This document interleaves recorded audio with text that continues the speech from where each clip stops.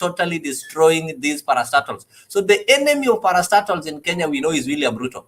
Anything parastatal he touched, imeanguka chini. When Ruto was the Minister of Agriculture, that is when the sugar industry ya Kenya ilianguka.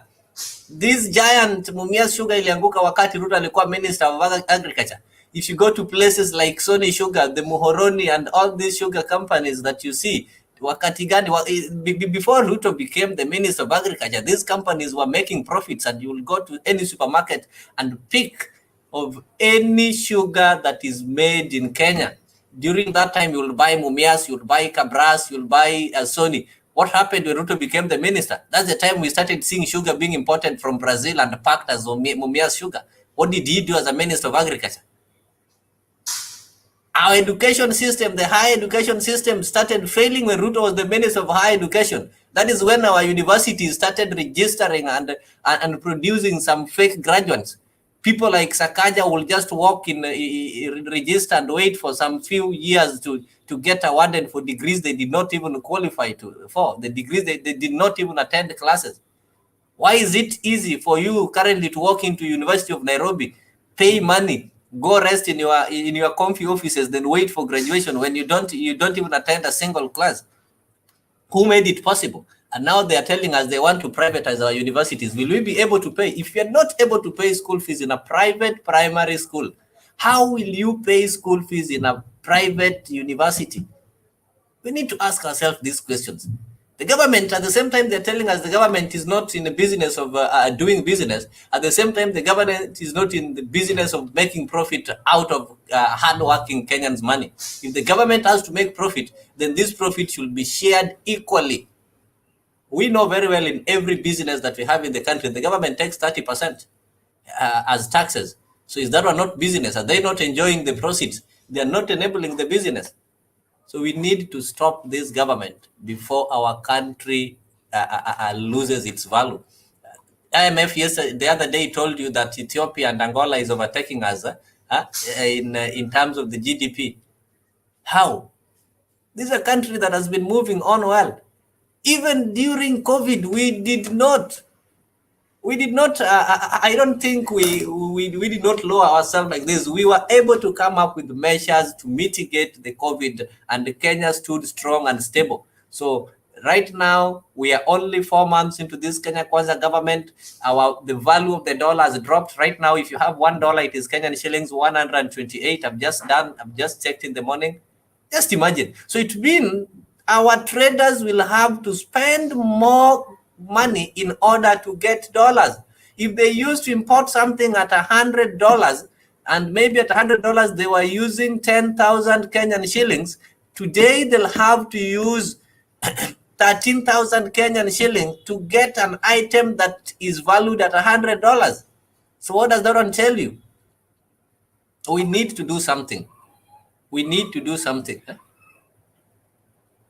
I think I'll welcome Guru to say. I don't know if he's still around. See him. Guru, you can welcome. You can proceed and speak. As I'm preparing that video. Guru, karibu.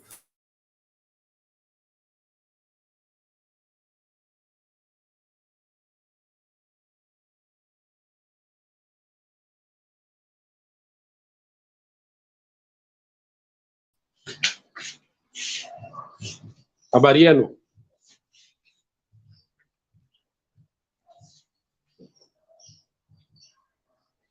Habari. Mzuri sana tunakusikiza. Ni venye watu wako disciplined huku. Umejua wanaambiwa when somebody is speaking, they mute themselves. So I think Kwani amepotea? Stone PK. Wapi Stone PK? Kwani amepotea? Now, I can see defenseless.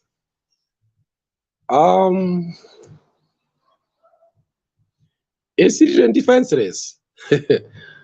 I beg to differ. I think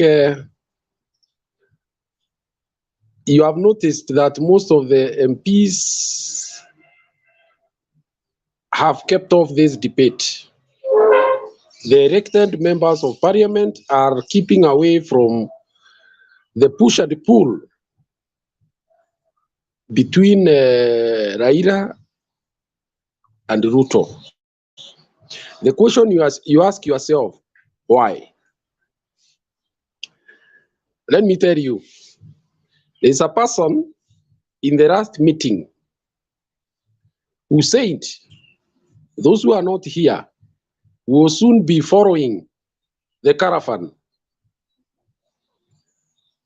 You know, politicians sometimes, not sometimes, actually behave like poachers. They wait for the animal to be felled. Some even wait for the rotting process to start so that they can now come in. What do I mean? There are politicians mostly wouldn't want to get into a rhythm that will fail them. Some of these are young politicians, and they know that once a certain momentum takes, place, if you are not in that rhythm, you end your political career. So today, they are in government. But at the same time, out there is something building up. Whose direction at this level is very difficult to tell. If you can revisit what happened between 2003 to 2007, it will tell you how the mobilization mainstream affects the next general elections. You are aware that some of them are still very insecure, because actually some of them, as you had the tinkering with the voting, most of them, at least a sizable number, did not get their positions because they deserved. And Jose Camargo assisted them to get where they are. Kwa hivyo, the troops will start being known once the momentum picks pace. That's when you know who is on which side, especially for the elected leaders. Because right now, if you go to the ground and you find everybody has shifted on one side, those are politicians for you. They will start trooping on either side. So hii maneno saa hii iko kwa mikono ya wananchi. Wananchi ndio mwishowe watasema hawa watu wataelekea upande gani. It's a very serious situation, because we don't have principled politicians. Most of them are just like those poachers. If you ask what they stand for, they will not tell you. That's why today, those who are actually holding the levers of power were the ones who vehemently opposed the current constitution. But you see, today, they are enjoying the trappings of the same constitution that they opposed so aggressively. So that is the paradox of the Kenyan nation. Sometimes unapikia watu chakula, unafikiria sasa ndio wakati wa kula hiyo chakula, lakini mtu mwingine anakuja anachukua kwanza kwa nguvu. So there is one analyst who has said that this thing could take a life of its own. It starts in small installments. Those who are right now not sure where things are moving, they are just quiet. But because they are politicians, once they know the ground has become hot, they will start trying to squeeze out those who have been braving themselves in the trenches as this momentum picks pace. The most interesting thing is that this time things seem grounded on reality. I don't know whether you have noticed that nobody has come up with a counter to the figures that were given of what happened, the 8.1 versus 5.9. There is nobody who has come to say those figures are exaggerated. There is nobody who has disputed those figures in any way, except the one who came close to saying that the servers were opened wrong time ago. But then again, I don't know whether he knows the difference between a server and a portal, because he seems to have been talking about a portal. And that portal is what was fed with fake figures. So therefore, Baba has a right to ask for the servers to be opened. The other thing that is most interesting, I don't know whether you heard when Raila met with the leaders in Nairobi. He told foreign powers to keep off Kenyan affairs. That was a very strong statement. I just came across information that I don't know whether it's true, that there was a plan to find a way to go and protest on the gates of American embassy. I don't know whether they are the main movers of what is happening, and they have since revised their view on the Kenyan elections of August, that it cannot now be known who exactly won these elections. That's a very heavy statement. And I would not want to preempt what that means, but I can only assume that perhaps they are thinking of a situation like that which happened in 2018 and 2008, of handshake and sharing of government and so on and so forth. But I think they are mistaken, because Kenyans have since moved on, and I think no Kenyan, especially a supporter of Raila Amolo Odinga, would want to hear of handshake with the government of William Ruto. Therefore, I think they have underestimated the progress in Kenya in terms of political, formations and Guru, political. your phone is really ringing there. Oh, okay, sorry. Somebody was trying to enter in with a phone. So what I'm saying is that they may be wanting to micromanage the situation that we have, but this time they are in for a rude shock, because in fact the most radical supporters are those that supporting Raila. They would not want anything to do with the handshake. Sasa hapo sijui watafanya namna gani. You can imagine the government perhaps would want a handshake, because after all they are already holding the levers of power. But the person they are going for handshake to is supporters. Himself, I don't know. I'm not in his heart. I don't know whether he would want personally or not, but his supporters would not want that to happen. So we are staring at what some time back Stone PK called the uncharted waters.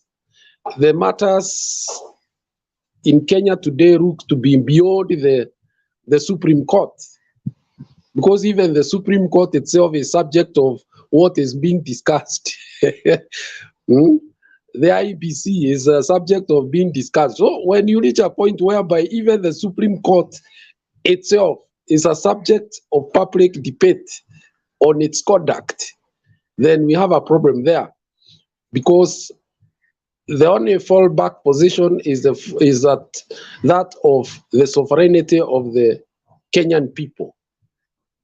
Asante. Asante sana, Guru. And to those people who still doubt this journey, let me remind them.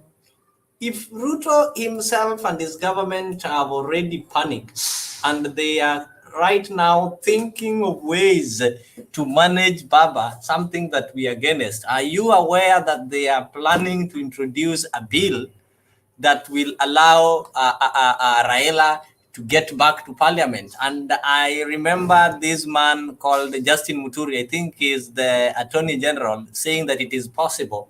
We do not need a referendum. We can think a bit with Article 108 to have the person who comes second in the presidential poll to become the minority leader in the National Assembly, and the running mate to become the minority leader in the Senate. And they are planning that they want to introduce a bill, and in that bill they pass it so that Raila joins the National Assembly and becomes the minority leader, claiming that that office is really financed by the Parliamentary Service Commission. Then Kalonzo, who was the running mate, to join the Senate and become the minority leader there.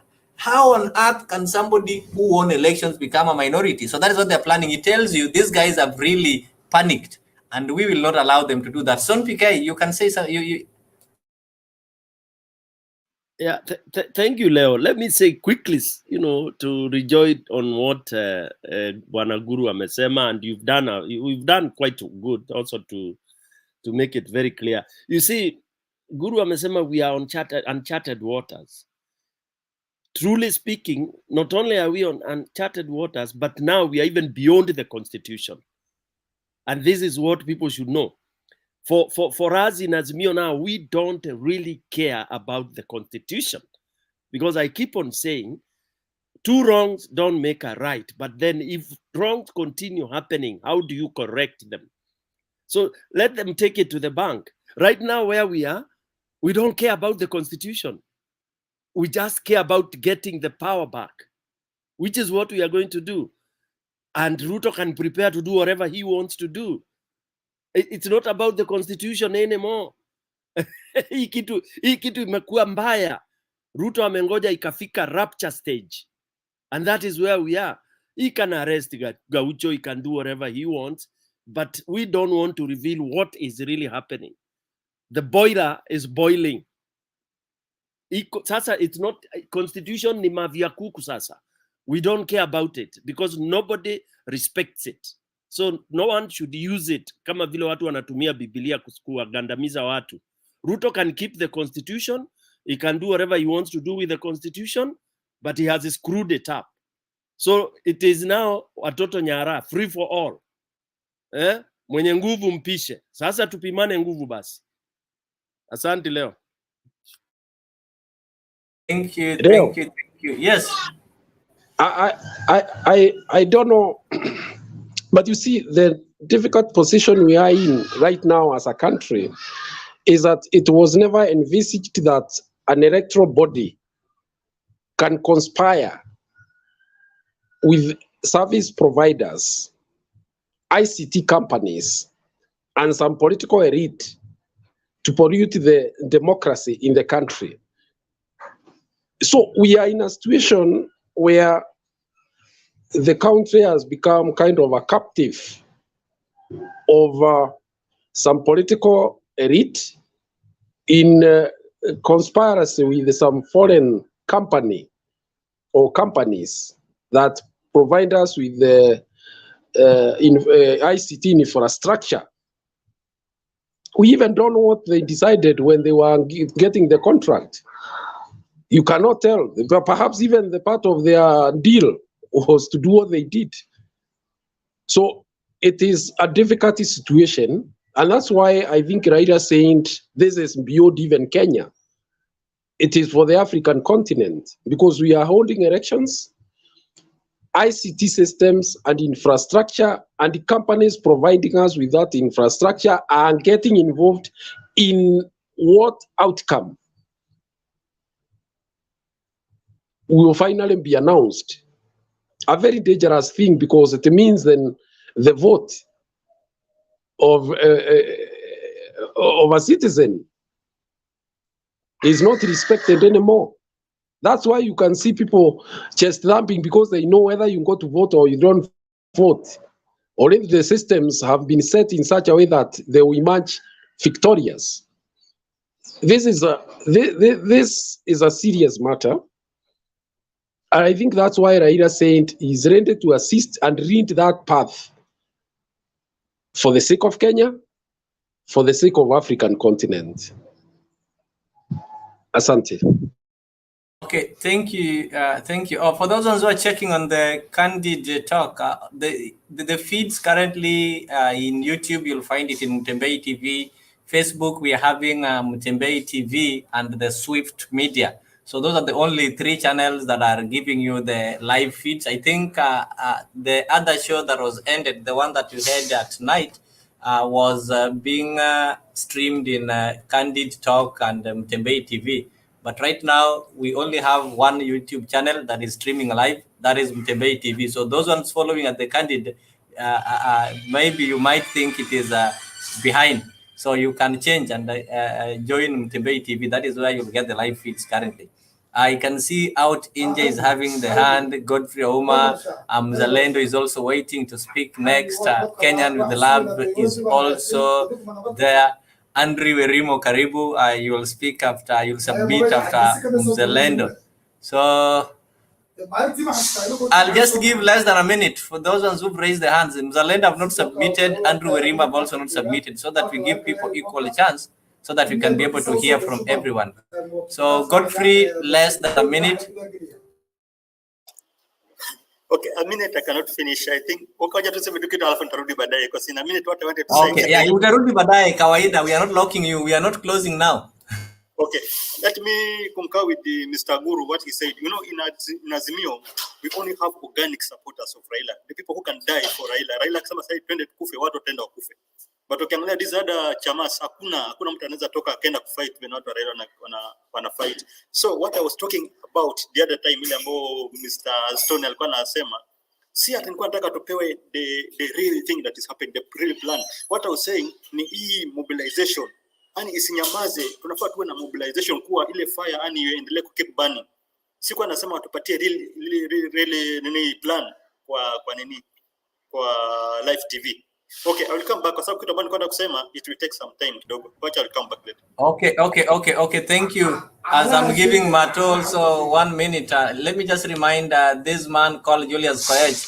Julius Koech, Kenya is known as a country of potential. This is a country that wins the gold medals worldwide. This is a country in Africa that was the first to nullify the presidential election. So telling us that we can try it elsewhere, not on another planet, we are sorry to tell you that we are going to try it here in Kenya. Kenya is the one that sets the pace, not only in Africa, but in the world. So just be patient with us, and soon you will come to swallow your words. We are doing it in Kenya, and we are going to set an example as the first country in this region where a fraud who is masquerading as a president will have to be forced to resign or surrender or leave office. So just be patient with us. Mato, you wanted to say something, a minute? You don't want to take Mzalendo's time. His points might diffuse before he...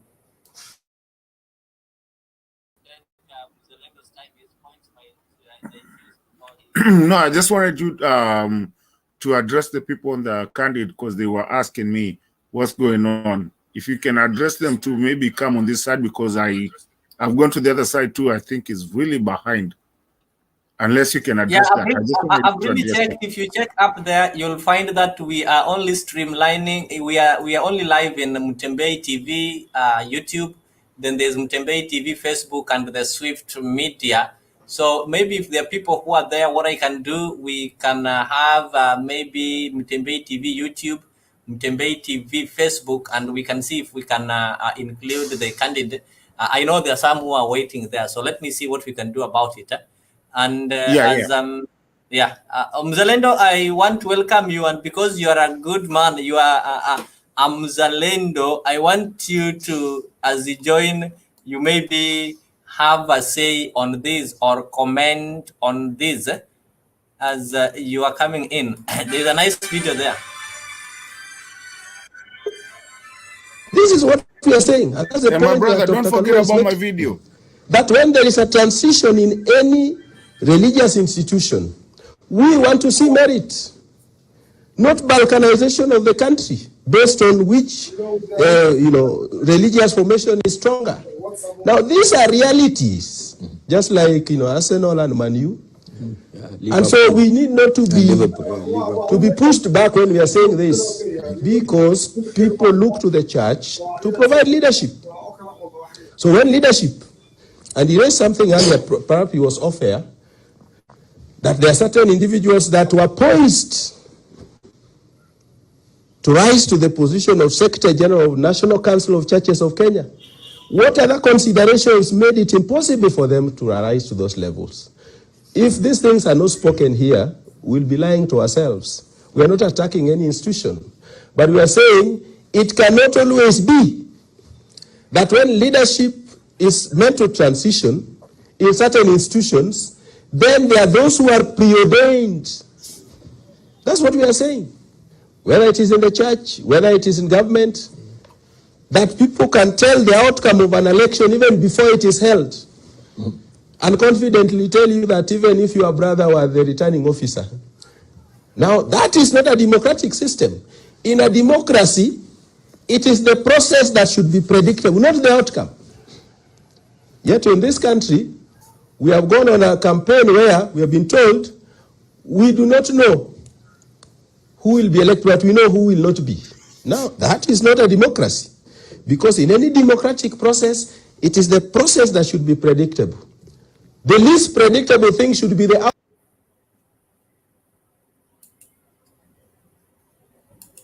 Yes, Mzalendo, Karibu, that is Churchill. Churchill telling us that in Kenya, what happens is the opposite. The process is never predictable, but the only thing that is always predictable is the winner.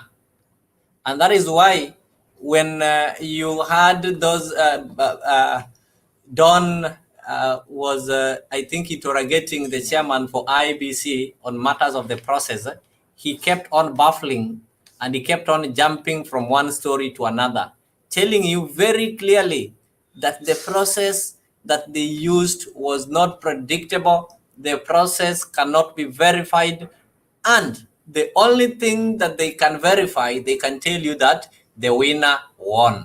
So how the winner won, nobody will tell you. They'll tell you the winner won and we announced the winner and I don't know the portal and what, but they will not tell you how did you arrive at the winner. That's the question that most Kenyans have been asking.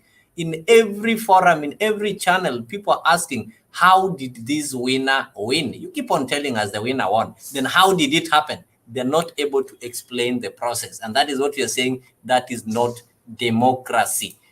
Mzalendo, it is your time. Huh? I'm having, I think I pressed the wrong button on my gadget. Anyway, good evening, good morning, guys. I can see Stony PK. I can see Geoffrey. I can see, oh gosh, my eyes are gone. I can see Andrew. I can see Guru. Leo kama kawaida, out ni nje. Out ni nje. Kenya Nyang Nyang, whatever that is. That's a very funny name. Okay. Thank you, Leo, for inviting me once again. You know, these are rare opportunities that we get to differ, and on some issues, sometimes we agree. But most of the time, we put our country forward. I believe we all have the best interest of our country, whether you are on this other side and I'm on this other side, or I'm neutral on other views. But the most important thing is that we don't want to burn our country for the sake of a politician or a few individuals who want to grab power. I want to start with the video that I've just seen Churchill talking about the evangelical churches or the Christian churches in Kenya. I want to say Azimio failed big time, and it is all about strategy. Politics is about strategy. You must get the churches on your side, and Ruto did his homework so well. He managed to get the churches on his side. Remember, during Moi's time, the churches were against the president because the opposition then had them on their side, and they had a view and a strong view. So when we are going to the politics of 2022, Ruto managed to get the churches on his side, while Azimio was still having the rallies and vilifying the deputy president, not knowing that Uhuru was the president of the day. So they failed big time in that, and it's all about strategy. Then came the so-called famous handshake. The handshake was between Uhuru and Raila, purporting that there was a war going on, while the real enemy was Ruto. Ruto was the enemy of state then. So Uhuru got a handshake with the wrong person. Instead of getting a handshake with Uhuru, he got a handshake with the opposition leader who didn't have a problem. The problem was Ruto. So that handshake was for convenience sake. It was not for the country. It was for a partnership of two individuals, and never brought forth to anything meaningful. All right. Okay. So as we go on, Leo, I'd put for you an issue about the rally tomorrow, on Sunday. I think it's on Sunday at Jacaranda. You can see some issues are already cropping up. That Gor Mahia have got this derby. I don't know whether it was planned by FKL a long time ago. Maybe you can check Okay, on. maybe to respond to you in that, the games are normally planned by the federation, and that once the league starts, the fixture is normally out. So it was planned, and people were ready for the derby.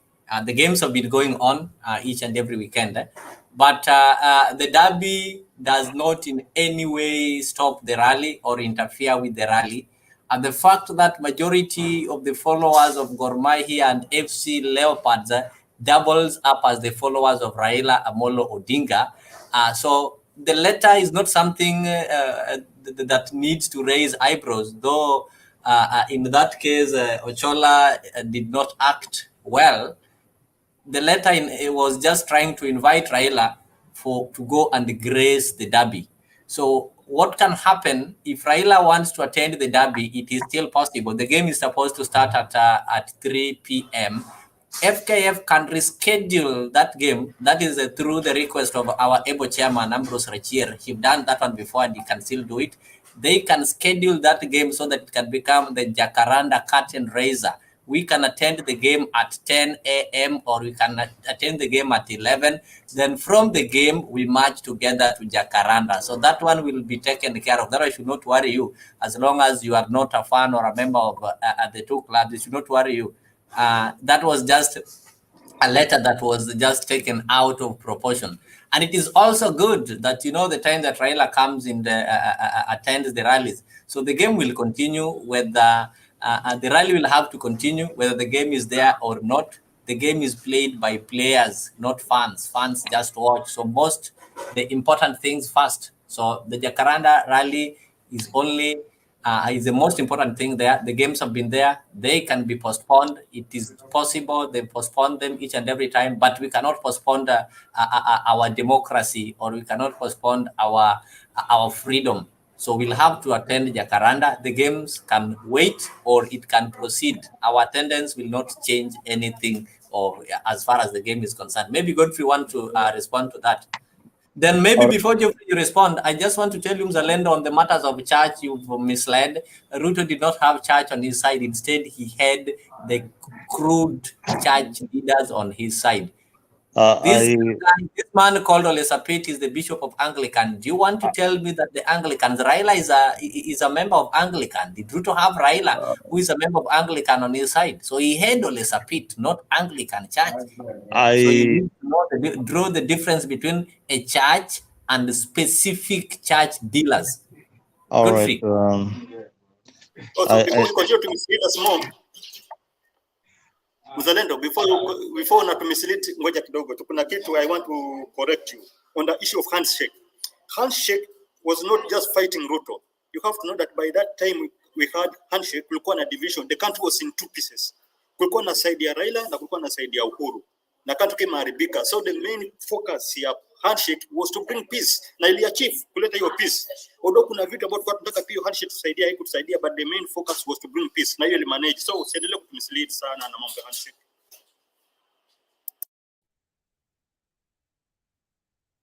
Yeah, Mzalendo, it's your time. I think it was a first submission, so maybe you still have a minute. Then we bring. Yeah, you know, every time Azimio supporters, they have to interject to bring their kind of correction. I want to reiterate and tell you that we didn't have any war going on. That we were really yearning for a handshake for things to move in government. After all, most of the laws are done in parliament.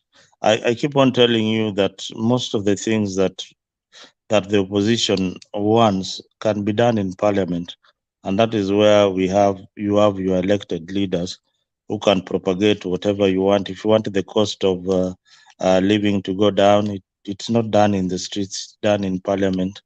If you want to abolish secondary school fees, it can be done in parliament. It's not done in the streets. If you want to reduce the cost of unga, it's done in parliament. It's not done in the streets, and it's done by legislator. And these things cut across all the washimiwa. Whether you are in UDO or Azimio, you know that your people are buying unga at a very high cost. You can table a bill that is bipartisan, and it will definitely sail through. Some of these things are just obvious. It's only that we like whining. Azimio people like whining a lot. So, but we are getting used to whining. About the match, Leo, it just shows you once again that the football match is very, very important. I believe that Gor Mahia, being a part and parcel of this movement, and FC Leopard being part and parcel of this movement, the press statement that should have been out is that we have decided to postpone our match due to the most important rally that Baba will hold in Jacaranda. I think that would have more weight. Or what do you think? That Okay. more weight. That will have more weight if these matches are scheduled by teams individually, but a team cannot postpone the match. These matches are controlled by FKF, which is under the watch of one Ababu Namwamba. Do you expect Ababu Namwamba to postpone the match because Raila is having No. Ababu, and he wants to bring confusion? So maybe I know you. Ababu is a CS. Football Ababu is controlled by FKL. The corrupt FKF that we had that was led by Nick Mwanda. So for the matters of football, maybe we can school you a bit later. We can talk the football politics. You are not you are a fan of English Premier League, but for the matters of Kenyan football, we'll tell you how things work. Thank you for that. Leo, okay. That I can't let you go with that, because the people who know me, they know me as a coach, a football coach. And for your information, I have played at Nyayo Stadium. I have been a coach. I have been a soccer player, and I have played at league level. And I am a champion for Which it. team? Which team did you play for at league level? You go and find out. Find out No, in the I know all the background. teams. I can tell you the history of football. I'm a fan of Kenyan football team, and I know all these teams. Every team, even if they recruit, I know. I think during my time you were probably a toddler. You would not have I can known. even talk of the butter and all those. So okay, I'm giving this opportunity Okay, to thank Andrew, you. and before that, allow me just a minute. Just a minute. I'm not paying the bills, but just allow me to show you the kind of government that you want us to give time, so that at least this one will also build on what Andrew is going to say. So that at least this one will also build on what we say. So that at least this one will also build on what we say.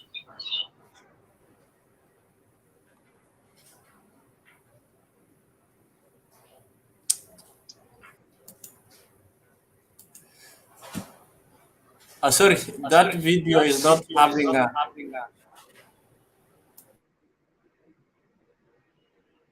The video is not having sound. Let us sort out the sound. And Andrew, proceed. I think I also have some echoes on my side. Andrew, proceed. Habari zenu nyinyi wote, ni muda sijakuja. But what I can say is I've listened to all the conversation. Just to answer to what Muzalendo is alluding.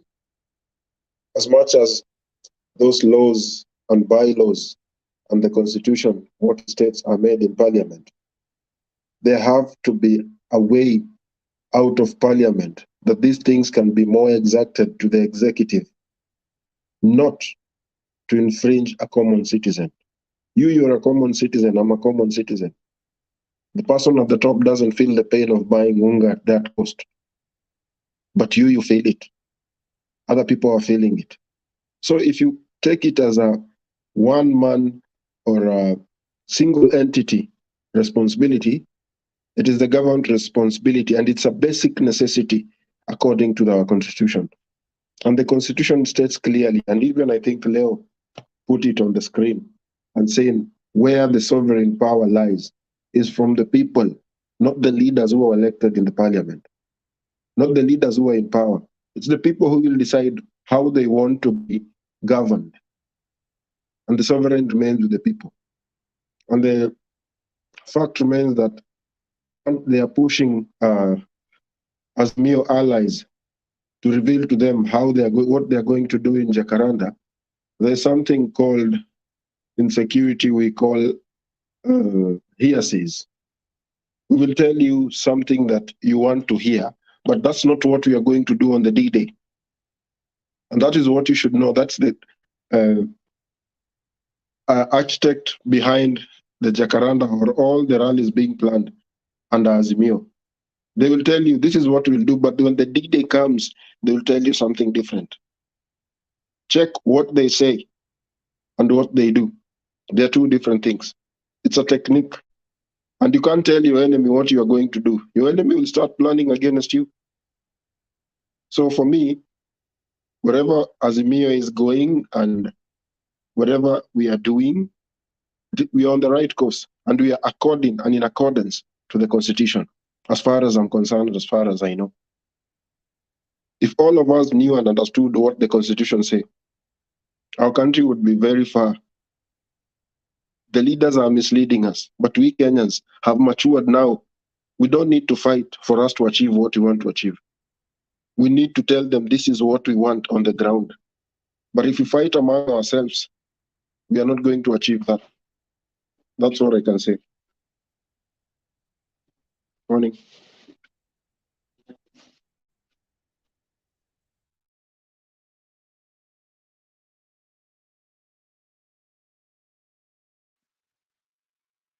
Thank you so much. Who was talking? Was it Geoffrey? Yeah, Andrew. Andrew, thank you so much for your submission and making that very good clarification. Yes, whatever we are doing, there's nothing unconstitutional, and we know And that's why we are empowered by the so-called constitution. Yes, we know we have leaders, but what sort of leaders do we have? Tumbocrats, useless people who have been bought and all that. We've already discarded them. And that's why we will take the power. And we are going to do whatever we want to do with the power. Number two, there is nothing called opposition in our constitution. So when I hear UDA people keeping telling us about opposition, I thought we did away with that term opposition long time ago. Yeah, there's nothing like opposition.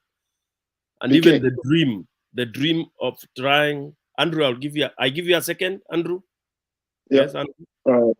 Just to clarify, that's why I was telling my brother here, if we start putting innuendos in the constitution that is not there, that's the time the common citizen that you are taxing highly on what is never on the constitution, they'll retaliate against you. And in Kenya, I'm telling you, I can tell you by now, call election today. The government sitting on the seat will not hold that power. It will be on a 0.0%, 100%, I can tell you. Because whether UDA, whether Azimio, everyone is feeling the pinch to the bottom of it. Yeah, and if something, right. You know, these guys you see seated here, they are well fed, and they are in the US, in UK, in France, they are all over the world. Wanakula matunda. Yeah, they don't know. hata mimi siko Kenya, lakini ile uchungu watu wako home wale wanaisikia. Yes. I can tell you 1 year or 1 month before election, I was sending money and you don't get any complaints. Send money now. The complaints that you get that hii pesa haitoshi, you ask yourself, what has turned around the nation that I knew we are on the right track? That's why I said if elections were called today, mark my words, Ruto will not get even 40% today. Because already people have felt the pinch and the lies that they were told on campaign trail. And nothing has happened. Even after 100 days, anything happened? Nothing. So the government of the day is taking us for a ride. And what they were saying all in their campaign before getting into the office, it's hearsay. It's hogwash. Just to get into the position, and then they are satisfied. They are billionaires. But you, as a common citizen, where do you stand? How do you hold? Me, I can tell you, PK, now as we speak, kuna mtu anatembea kutoka mali anaishi, anafanya job tao, anatembea kutoka mali anaishi mpaka tao. Juu ya nini? Anataka kusevi pesa, jioni akirudi, kuna kitu ya kukula kwa meza ya familia. If we look at it on the nitty-gritty of a common mwananchi, ule haizi hata akinunua paketi moja ya unga, itakulwa mara mbili. Watakula leo, breakfast wa skip wakunywe turungi, lunch pia wa skip, alafu sapa wakule tena hiyo ugali. Ndio waweze survive. And before it wasn't that, you know, huku kule niko, subsidiaries hizi ambazo serikali inasema ati hazisaidii. Even these countries that we are in, yes, they are well off, but they have those subsidiaries. Why are those subsidiaries there? To back up the government, to make sure that it reaches the point that it wants, then it will drop. Without that, how is Kenya going to survive? Saa hii, stima imeongezwa. Mafuta, ndio hiyo. Chakula, mazao ya shamba, ndio hiyo. Mbolea ilikuja, lakini ilipeanwa discriminatively. So, which Kenya do you want to live? If we want a Kenyan of equality, we Kenyans are citizens. Wacha to retaliate. Egypt will retaliate. Do you hear Egypt now complaining? Egypt, there was a mass action. Musa took over, but he didn't perform. He didn't even stay for 3 months. He was ejected. Abdallah Fattah el-Sisi, he's now there. Go see Egypt. How he's done it after that revolution. Not Egypt alone. There are 2 other countries in the Arab world that had the revolution. Go see those countries now. Because when Uhuru was in power, we were at par like this with Morocco. The development that is going on in Morocco is the same development that is going on in Kenya. So if we as citizens, we are not going to look at it at par, where did Uhuru leave us with a 13.4 billion economy? Now, why is our rating gone down from 4 to 7, not 7, 8? Because once the government took over, the depreciation of investor went off. And when Uhuru was there, investors were willing to come and invest home. So we need to look at it in the perspective of our economy was here when Uhuru was there, but now our economy is going down here. Yes, I believe we have loans, but which country does not have loan? Even US itself, they have loan at a tune of 13 billion. So we don't need to compare ourselves with any other nation. We are part of the Africa's revolution agenda. One, manpower. Kenya is known out here, we are known to be the best. Because when you touch something and focus on it, we achieve goals with it. We can do also that in our country. A good example is the Mwale Medical Technology City. It's in a village. But how many presidents from other countries came to visit and see what is happening? That's the question we need to ask ourselves when you are electing these leaders. Where do we want to be as a country? Are we evolving higher or are we evolving backwards? Because with this government, we are backwards. And worse, by creating the cocoon of enmity, a certain tribe just should be there, which is not. That's what I could admit to my side. Thank you very much. Thank you. I can see. Oh, okay, go ahead, Leo. Go ahead. I can see Guru. I want to support my brother who has just spoken. You see, one thing that Kenyans do not understand, even those who are saying Hatutakubali Ukuwe, is that a country is as good as the environment that they give to the investors, either local or international. And this is sometimes about perception. If a regime is perceived to be hostile to those who hold capital, whether local or foreign, they will find themselves in a very hard situation while trying to convince these investors to put their money in the economy. Just a few weeks ago, there was a report that the wealthy in Kenya are holding equivalent of 922 billion shillings in terms of dollars, when the country is tottering on the brink in terms of the forex that is required to be maintained in the central bank for purposes of international trade. What then happens is when the country starts having a shortage of dollars, like ours that is kind of dollar denominated, we do international trade mostly using the dollar, we suffer a lot. Because what happens, what follows is that the dollar becomes very expensive. And when the dollar becomes expensive, then it becomes expensive for those who even want to bring machinery here and start processing of primary products.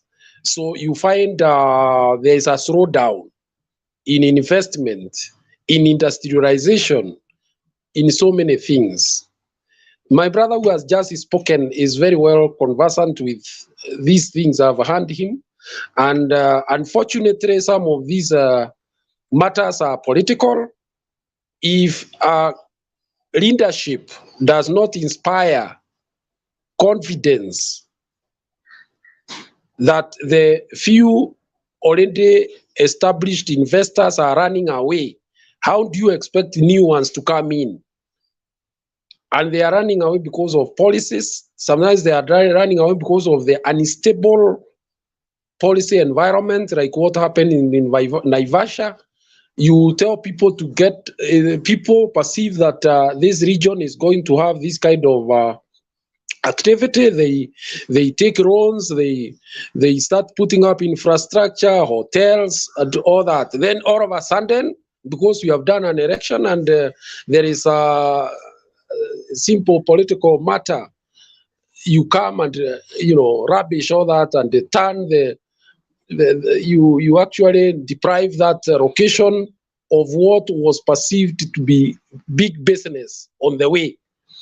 So therefore, it's not going to be easy for this government. You can't force some things. Huwezi. Msichana akiwa tasa, hata ukifanya nini, it is not possible. Because the other thing that they may overlook when they chest dump is something called political risk assessment. If the political risk assessment is such that there are two forces in a country like we have right now, and there is always that feeling that things can turn another way, you don't expect investors to come here. Even though if you are here, won't be sitting on the edge. Okay? Is it any wonder that Uganda is now thinking of investing its infrastructure, especially towards the Indian Ocean through Tanzania? No. So therefore, these are serious matters. They are serious matters, and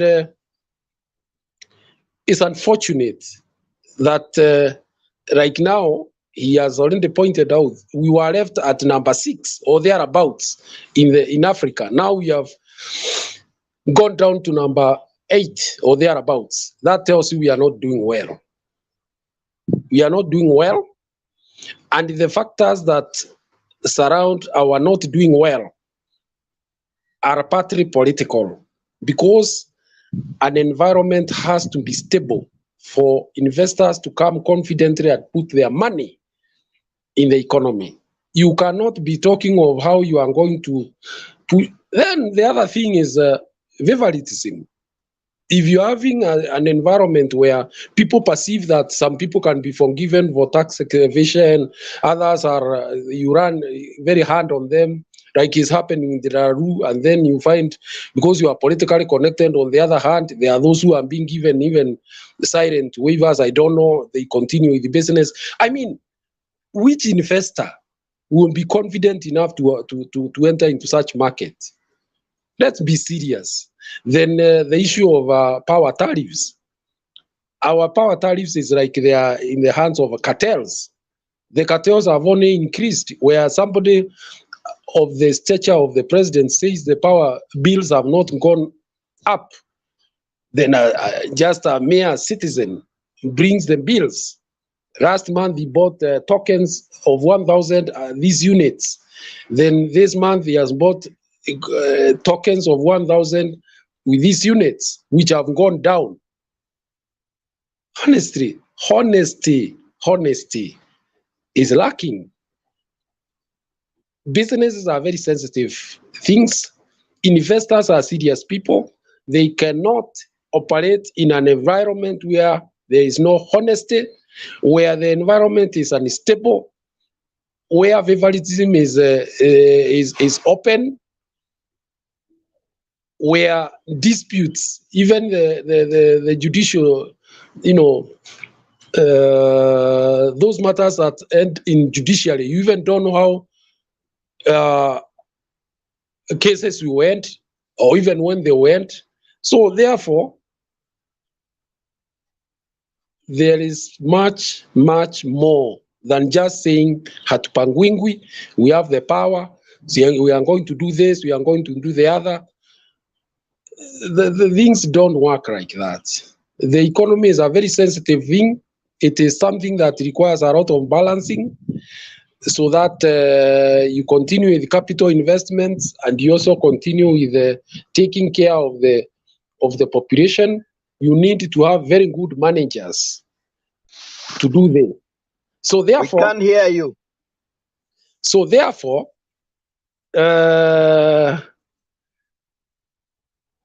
those who still have doubts, I would invite them to keep track of what is happening to the Kenyan shilling, to keep track of the information coming out about the sentiments of the investors. Just the other day, a so-called mysterious investor, after the prices of Safaricom were patterned badly, some unknown investor came and mopped up shares. So we don't know whether some of these things are deliberately induced so that they can give a leverage to some political elite, which could be the case. So therefore, when you are operating in such an environment where there is unpredictability and some things seem to be tinkered with to favor or direct matters in a certain way, then very few investors will have confidence in such an economy. Thank you. Thank you. Stone PK, I wanted to come to you, and I don't know if you are there. It's true, Guru, I have to agree with you. If you see this government, they are hell-bent and they keep on talking about privatization. Then even this Didi Nyoro telling you that they've already started shopping for investors, foreign. In fact, I hate hearing the word foreign investors. Don't we have people in Kenya who can invest? They're talking of foreign investors to come and take the government parastatals. Let me tell you who these foreign investors are. These are not foreign investors.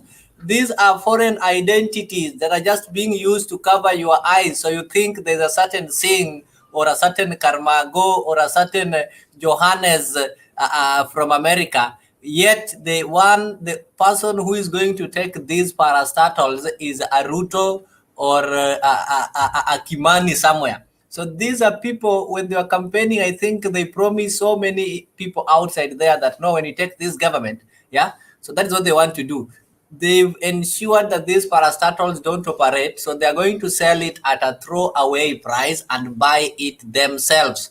So when you hear they tell you they're bringing an investor from Uganda to take over Mumias, it is not an investor.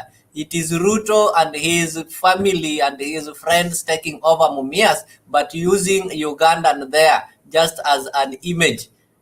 Like some of you wakikuja hapa badala ya kukuja live kuweka picha zao, wanatuwekea some portraits, unapata ameweka ya mwanamke na yeye ni mwanaume. Sasa hizo ma profile pictures ndio wanaendea huko, wanaita foreigner.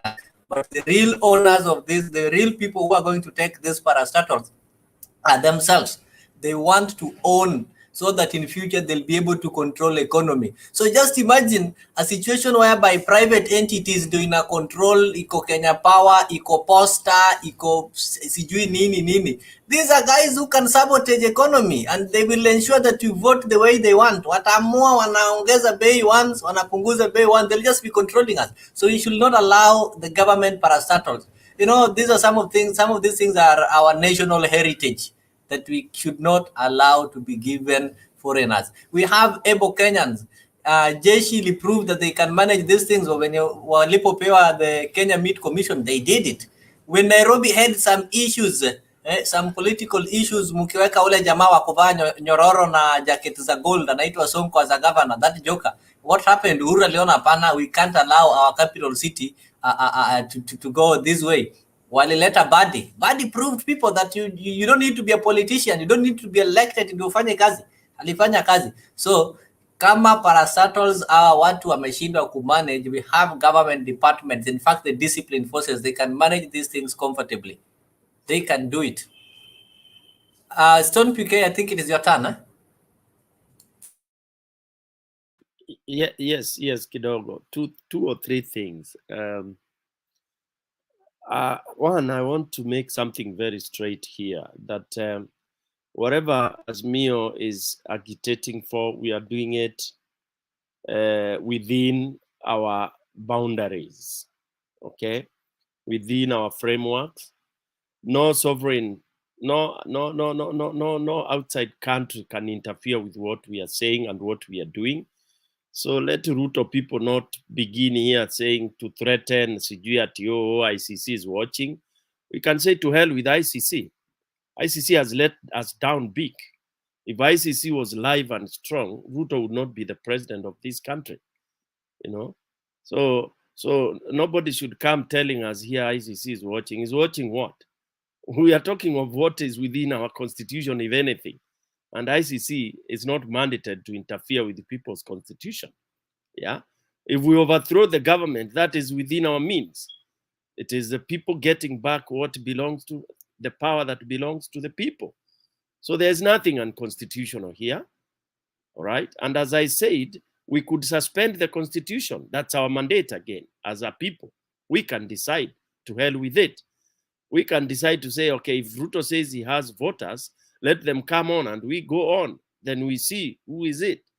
All right. So telling us, oh, ICC, sijui America, sijui UK, sijui nini, that is all nonsense. You know, we have countries that have charted their ways without necessarily kulambalamba, kulambalamba hiyo mavitu ya watu wa maitwa Western, sijui nini nini. Hiyo ni upuzi na ni ujinga.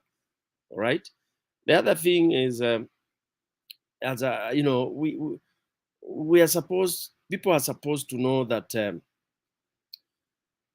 if you are young and you've never seen how revolutions are done, keep your ignorance. Unajua, kama wewe ni mtu wa 1990, hujaona real things happening, just watch the space, kaa kwa fence uone, ujue what is happening.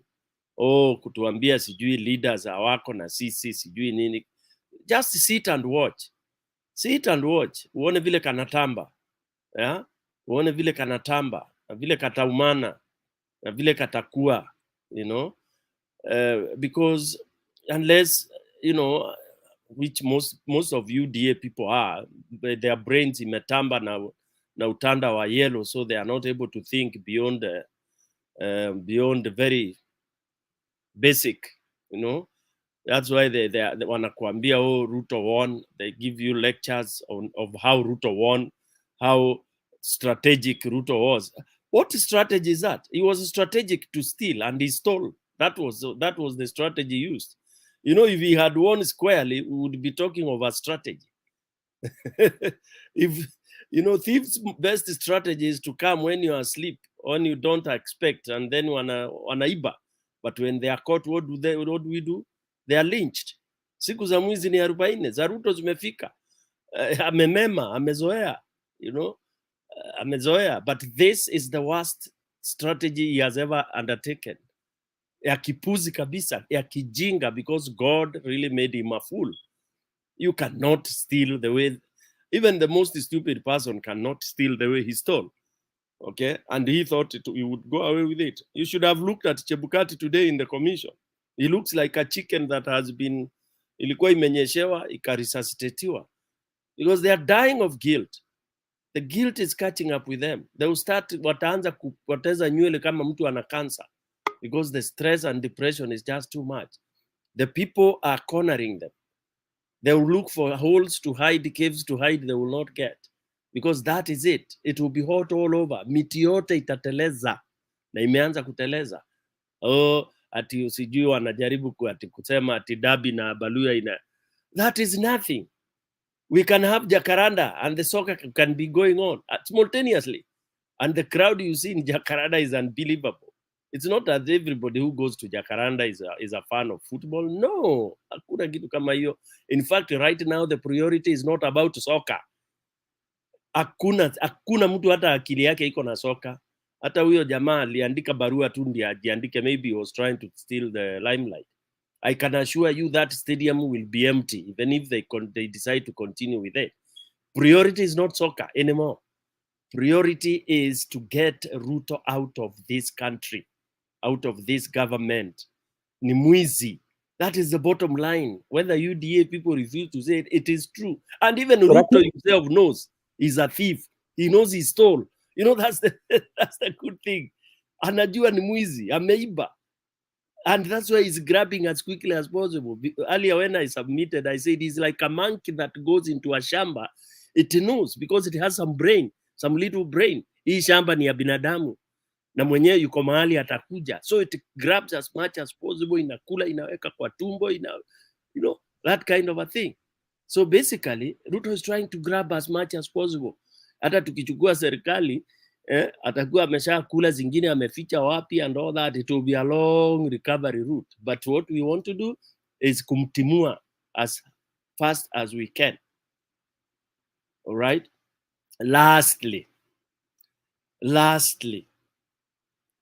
where we wanted it to start, imestart na imepita. Whether the other leaders want to join or not, that Mwananchi has no issue about it. In fact, what has happened to our country, Kenya, assuming the revolution doesn't happen, there will be nobody going for elections anymore. Anybody of sound mind will never queue to vote. That I can assure you. Anybody with sound mind, anybody worth of his salt will never go to vote. Ruto will be going, he will be paying those hustlers of his. I don't know where he will get them from. He will be paying them to go and vote, just like what they are doing. The rally he has on Sunday in Narok, they are issuing threats. All county workers have been told it's compulsory to attend to a rally, a prayer rally. Can you imagine that kind of nonsense? Wote wameambiwa if you are absent, you will lose your job. Here it was issued by the governor of Narok. That is Ruto's government. Because of what? That stadium was going to have the very, very few people. Maybe only the UDA supporters, and not all of them, because already UDA supporters are suffering. So it was going to be one of the biggest embarrassment that Ruto was going to experience in Narok. What does he do? He gives a directive, presidential directive via the county governor, that all county workers must. And then stupidly, they issue this statement in the glaring of the television and national television. Can you imagine how stupid this government has been made to look? Akili imepumbazwa na utanda wa manjano. Back to you, Leah. Thank you. That's the truth of the matter. That is the situation that we currently have. And I can see even people in the comment section, they realize the first thing, yes. And Andrew. Yes. Leo, I just want to put across as a very simple point. There are three things that we need to know for any government worldwide, even where I'm working. Like where I'm working, people like, I'm a Kenyan, I'm not a local of this country. But when you are given a budget of 850,000 to run a department and give feedback at the end of the year, there is something called integrity. They are trusting you with their millions. And you're running an operation that consists of 400 and something rooms with a number of staff in different sections. At the end of the day, at the end of the month, you sit in front of a board that wants to know how you spend 2 shillings, $2. But in Kenya, it's rarely, unless it's brought in a tribunal, that's when you know the government spent this money badly. But whatever the government spent, we as citizens who get cut on this tax, we don't know where it goes. We don't know how it's spent. As we speak now, the president is traversing the world. How much do you know this guy is spending? And he's saying, we don't have money. That is the question Kenyans need to ask themselves. That's the question the people in his government need to ask themselves. That is a question the overseers or that made the budget while Uhuru was there, they should ask themselves. When they took over, they said there was no money. But now, he's traveling all over with a delegation of 20 to 30 people. For what? Whereas this money is supposed to be injected in the development of our country so that we can compete worldwide. We are not less unfortunate in terms of education. in terms of engineers. Most of our engineers and doctors, where are they? Outside the country, because of the opportunity, the environment that the government is supposed to create for us to thrive in the country is not available. So it's we who will push the government to create that environment. It's we, where the Constitution gives us the mandate, that we have the power within us to implement that we want to be done for the prosperity of our country. And another point that you mentioned in terms of investors. If an investor wanted to come and invest in Kenya, and he looks at the environment and how the government is handling business, that is the first red flag. An investor will go away from the country. But if he looks at the country, GDP growth, Guru stated something like, not stated, I mentioned we were number 4 on the continent when Guru was in power. Now we are number 8. Why?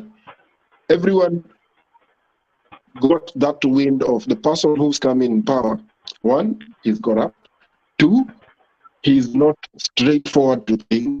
3, too much of hearsays and he does nothing. So we need to look at where are we going as a country? Where are we going to be in the continent itself? There's the East African community. It's a continent that was growing by its own. But if we don't have someone stable there who has a diplomacy in terms of communicating with these other countries, which are our neighboring, we will not be one, we will not be strong to be a great economy. Kenya is one of an example of a great economy in Africa. So thank you. Thank you. I know we are going to give you another chance to keep on giving such economical submissions. I have noted it was just a point of intervention, and it would be unfair to allow you give a full submission on the same. Otherwise, thank you. Fen Sanchez, hello too. It is true Gaucho was arrested, but he was released after Kenyans piled pressure and called for his release. And this one was aided by the deputy, the former running mate to Jimmy Wanjigi, this man called Willis Otieno. I know people did not realize when he was running, the running mate to Wanjigi, but you only came to know of him when he was representing Raila in the Supreme Court. He's the man who sang to the hot air judges, Piki Piki Ponki. So he was there and they secured the release of Gaucho. He's now free. These guys have been releasing their criminals, as Nancy Nyansweta is saying, but they want to arrest innocent Kenyans. So before I give it to Kenyan Nginyang, I think she is in Turkana right now. Let me get a question or a response from Zalendo.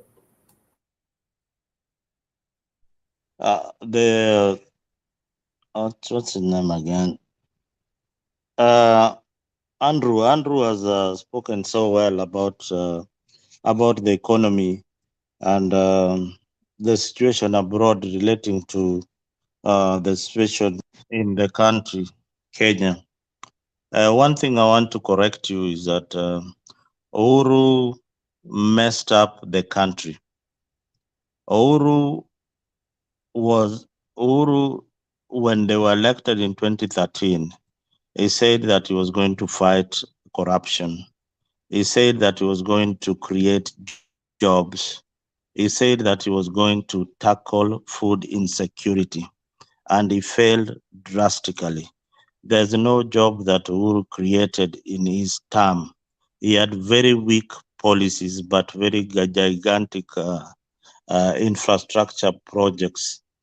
Maybe his long-term goal, if he was going to be a president for maybe another 20 years, he would have achieved a lot. But the time he was the president of Kenya, he failed terribly. He could not tackle corruption. He could not create jobs for the citizen.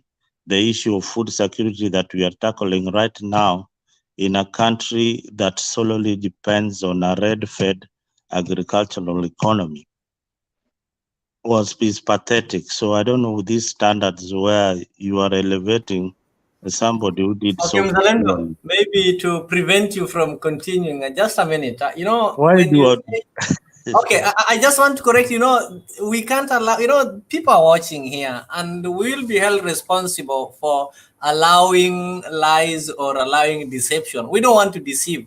The main reason we are here is to damage ignorance that is there in the public and the deceptive nature of the UDA government. So if you say that Uhuru messed the economy, when we are talking of the economy, these rankings that we are talking of, I think they evidently tells you who was in power when we rose in these ranks. If I go to the farmers, and anybody who is a coffee farmer will agree with me, when Uhuru came into power, coffee was being sold at 30 shillings per kg. He ensured currently a kilo is being sold at 100 shillings. It is so ignorant to say that Uhuru invested in infrastructure and failed to tell us that this infrastructural development created jobs. How, even a class 5 who is doing social studies or GHC knows very well, if you are building a road, there are people who are going to work on these roads. Every Kenyan will tell you that when Uhuru left and Ruto came, kazi kwa vijana went. That is just a literal meaning of kazi. So telling us jobs were not created, I think this is misleading, Mzalendo. We should get some other objects of hate that we can use to hate Uhuru, apart from these other cheap objects that we are using currently.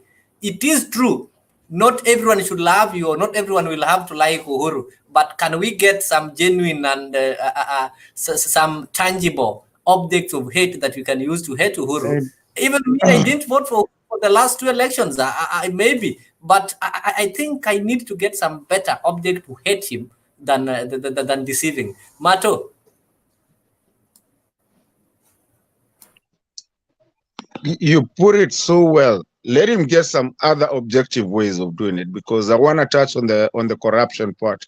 Because when he's talking about that, Uhuru came and promised that corruption would go away.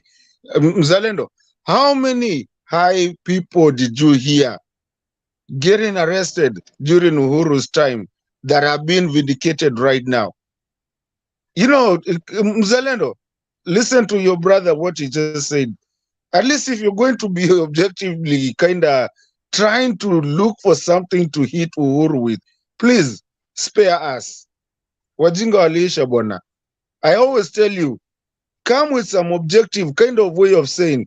Right now is when we're seeing people like Aisha Jumwa and people who had some corruption cases that were running them helter-skelter being vindicated.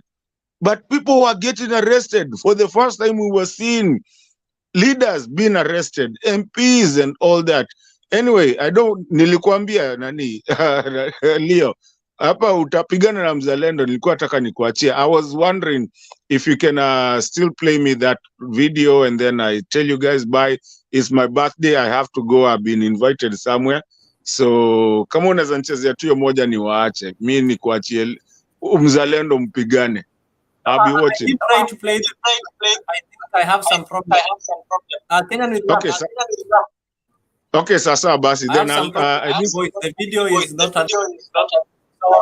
Okay, at this point, then I'll have to tell you guys good night. I mean, let's see you guys tomorrow. I've been invited somewhere. It's my birthday, so wacha niende nisherehekee kidogo. You guys will see ya. Thank you. I think we'll take a question from out Ninja, then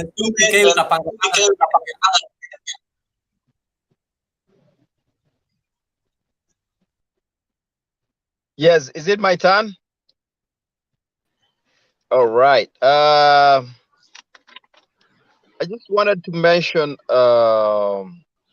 that what Mzalendo has talked about is a little bit off the cuff, in the sense that I believe Mzalendo and most of the people in this forum, they have traveled the world over. I have traveled. I think Mzalendo has traveled. Even if you haven't traveled, you already know that any country that develops needs infrastructure. So when you talk about the infrastructure, we are not only talking about the roads. We talk about the electricity. We talk about the cable network. We talk about the roads. We talk about all kinds of infrastructure. So it is sometimes hard to be able to achieve everything that you want to do, even on personal level. Muzarendo, you cannot tell me that everything that you have ever wanted to do happens as per plan. So you could give a certain aspect to the ex-president, the outgoing president Uhuru, but you can't just say that he was a total failure like you just want us to believe. I have been coming to Kenya twice every year, and every single time I come, I travel at least 6 to 10 counties, and I can see the development. The country that I knew 15 years ago is a very different country today. Yes, he may not be able to do everything, but he has tried. You can see the man wants to try. He is doing something. The money that has been borrowed, you can see where it's going. On top of that, you have also to look at the other belly of why some of these things didn't happen.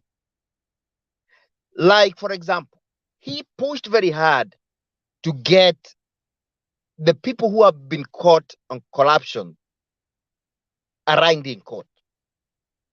And I heard him lament multiple times how hard it has been because of some other powers and some people who are close to him. Little did I know he's actually talking about Ruto. He's the one who has been protecting all these people.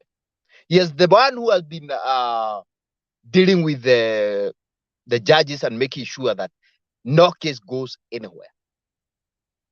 A good demonstration is when he has just come to power. Who has been held in the charges of corruption, starting with the deputy president, going to Aisha Jumwa, going to everybody who has been held. Everybody is out. In my opinion, if these billionaires, people who had stolen billions, they have already out, we should release everybody in jail. That's my opinion. If you can't catch the big thieves, you let them go off you should get everybody else.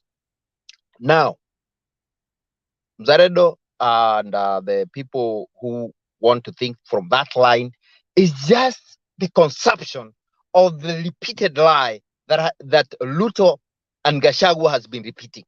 You have consumed it, you have digested it. You need to get something to get that out and face the reality. Go to Kenya if you are not in Kenya. Go and see what people are going through.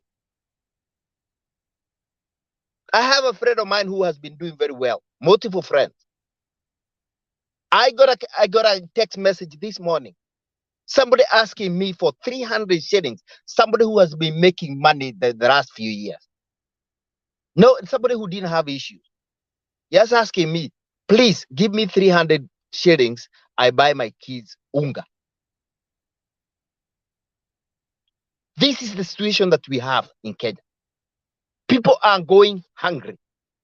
And as much as we may keep talking about democracy here, we talk about the rule of law, we talk about the constitution. The constitution is a creation of the people. We elect members of parliament, they go sit in parliament, they create the constitution, and then we follow it. When we are hungry, when the people are hungry, the constitution may not apply. And by this constitution that we are following right now, it is engraved in the constitution. In the second part of the constitution, it tells you very well. The people may exercise their sovereign power either directly or through the democratically elected representatives. What does that mean? If we elect these governors, these registrars, MPs, and they are not doing what you think, you can actually take the power as the people and kick the whole system out, starting with the president and going all the way down. And that is what we are asking. Everything else we are talking about here is we need us. We need this system. What wetu hawezi kaa na za. And then you start talking about constitution here. We don't want to hear about constitution. We don't want to hear about the rule of law. And if you want to talk about it, it's in the constitution. It's engraved in the constitution. So please, Mzalendo and company, give us a break. Sisi tunataka wale viongozi walichaguliwa democratically wakalie viti, then we can go there tuone ni wapi, because there are loopholes in that very constitution we are talking about. There's so many loopholes. We see how we're gonna seal these loopholes. We have made the constitution. Constitution is a continuous process. We have made it. Tuone ni wapi shida ilikujia, then we fix it such that tomorrow Stone PK akichaguliwa, leo akichaguliwa, wewe mzalendo ukichaguliwa, utapata ile kiti ulipigania. Otherwise we don't need it now. Ukiangalia, you will see very well that zile vitu unaambilia watu saa hii ati fertilizer itakuza chakula wakati gani? Ati ndio tunachukua farmers, tunachukua namba ya farmers ni wangapi na wako wapi, and how much fertilizer they need. Okay, ukianza hivyo, how long do you think people can wait? Uchukue namba ya watu, uwapatie fertilizer, wapande, chakula ikue, alafu watakuwa more. Will we have people to govern in the first place? Watu wote watakuwa meisha. That is what we are talking about here, Mzarera. I don't know whether you're still here. That's what we are talking about. We need the current government out, period. And then we will have a country. If we have this government for 1 year, we will not even have a country. We will not have people to govern.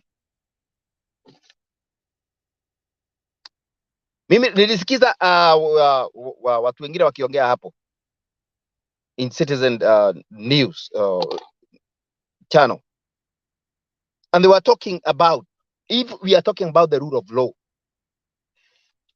kesi ilipelekwa Supreme Court. How did it go? The majority wote wali agree on one side. That is very high improbability that the whole court haikuwa na makosa in the whole process. Even on that, ukiangalia mpande wa IBC, how is it possible?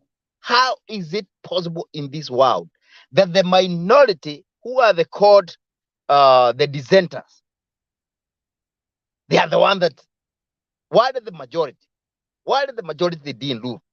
Because ukiangalia kama any situation, that's why they use this always odd number, so that the majority will rule. In the AIBC case, the majority which were four, which are being called the Jarera 4 these days, they did not, their side did not rule. The minority won. How is that possible? It never goes anywhere in the world. We need to go like one of the speakers said, we need to go like Egypt. They went to Tahrir Square. Nobody can stop the mass action. Walienda Tahrir Square, wiki mbili, and the government was good. Ukienda Egypt saa hii, I've been there. It's a new world. It's close to a first world. And it's only a few years. So it is as people tusukume watu waondoke, watu watie nchi yetu. The West will always follow the wind. Saa hii West, the reason that they didn't want Raila is because he is going to the East. He is favorable to the East. That's the only reason. Saa hii they are sitting on the fence kuona ni nani atakalia hiyo kiti vizuri. If Ruto stays there, they're gonna be with him.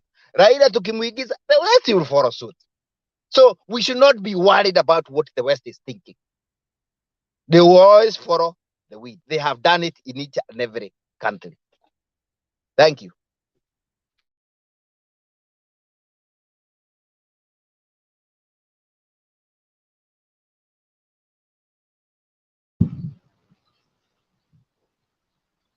Naona moderators wetu siwaoni hapa, but sio kama mtaniruhusu niendelee na mimi pale pameacha ndugu yangu out ni nje. Endelea nani chaka mjune. Asante ndugu yangu PK na ndugu zangu ambao wako hapa na brother yangu Guru na tena na ndugu yangu hapo Geoffrey. Unajua propaganda imezidi hapa. Tuta kama kuna mzalendo anasema kwamba si Uhuru ana nini. Hebu nimpe tu kidogo historia fupi kidogo tu. Between 2013 and 2017 Uhuru hakuwa na sauti. Alibanwa mbavu mba. Na ndio wakati ule corruption ilianza. Ilifanyika haswa zaidi. Pesa zilibwa wakati ule. Corruption hapo ndipo ilipochacha. Alafu akawa amefungwa, hana sauti. Sauti ya Uhuru ulikuja after handshake. Hapo ulikuwa unaweza muona akizungumza, unajua yes huyu mtu anazungumza. Kwa sababu wakati huo wa 2013 between 2013 and 2017 hawa wajanja walioko sasa hivi ndio waliokuwa pale wakati huo. Na tulishuhudia ufisadi wa hali ya juu. Kila jambo walikuwa wako mstari wa mbele, wao wameifanya Kenya ni yao. Haya tunayoshuhudia ndio tuliyoshuhudia wakati ule. Sasa haya alikatizwa ghafla tu baada ya 2017 ya Raila na Uhuru kuja pamoja kwa minajili ya taifa. Na si kwamba Raila alishindwa kulisambaratisha hili wala kuigawa nchi, ila ni kwa ajili ya kuweka taifa mbele kuliko yeye mwenyewe binafsi. Wakaamua kuja na Uhuru. Na hii jambo halikuwekwa kisiri, liko wazi. Kwa nini wamekuja pamoja? Lakini hakuingia kwa serikali. Serikali bado makama alikuwa Ruto na rais alikuwa Uhuru. Na ndio wakati ulishuhudia hii miradi sasa akisema hapa patafanywa hili litafanywa. Barabara zimejengwa mpaka huku niliko Vanga. Kuanzia Lungalunga mpaka Vanga ni lami. Vijana wengi hapa waliweza kupata ajira pale kwa Wachina. Kuna barabara ambayo imetoka kuanzia Lungalunga kuelekea sehemu za Kinango kuelekea Mwangulu. Vijana walikuwa wameajiriwa. Ukicho unaona watu wako busy na vigari vya Wachina wako ndani, watu wanaenda wanatafuta riski. Hii regime ilivyoingia wakawatimua Wachina. Sasa kuna barabara ambazo ziliachwa zilikuwa hazijamalizika, kuna madaraja ambayo hajamalizika, sehemu hazipitiki, lami imeenda imefika mahali daraja lilikuwa linamalizwa, hakuna na hakuna mtu akufuatilia sasa hivi kwa sababu Wachina wote watu wamewafurusha kwamba walikuwa wanakula pesa yetu nyingi. Uchafu wa hii serikali. Kwa wakisema Uhuru Uhuru hajafanya lolote alisambaratisha hii nchi, nasema ni uongo. Walioisambaratisha hii nchi ni hao walioko katika hii mamlaka. Tuambia neno ukweli. Tusifumbe macho. Na wakisema Kenya ina pesa, hawa ni wanafiki wakubwa kwa sababu kwa kila siku ushuru na collect hapa ni mabilioni ya pesa. Hizi pesa zinaenda wapi? Huko kuliliwa kwa kila siku ni kwa mpaka mwaka gani? Kenyans, we don't need this government. That's the real fact. Hii ni government ya waporaji na wababaishaji tu. Wakiviona kwamba labda tutawapa kura zetu kwa sympathize kwa sababu ya uongo na propaganda, tuonee imani kwamba labda hawa ni wa kweli kweli. Lakini hawa watu ni waongo. Na hatutaongezwa hapa na uongo. Mwananchi akiumia hapa. Sasa tutazamie tu hayo wanayozungumza kwamba uchumi ulisambaratishwa baada ya handshake ya Uhuru kuja pamoja na Raila. Ndipo mwanzo, lakini kulikuwa na unafuu mkubwa kuliko mzigo tunaobebeshwa sasa hivi. Zaidi ya matumaini, tupeni muda, bado serikali ni changa, lakini hakuna dalili hata hii moja inamfeva mwananchi wa kawaida. Ishara wazi kwamba huu uongozi ulinunuliwa. Huu uongozi ulifanya kupikwa. Piga uwa kwa nguvu zote. Kwa si wa wananchi huu uongozi, ndiposa tupitie haya tunayoyapitia. Gharama maisha imeenda mahali ambapo si pa kawaida. 500 si lolote, ni kula kwa asubuhi tu na jioni hujui utafanya nini.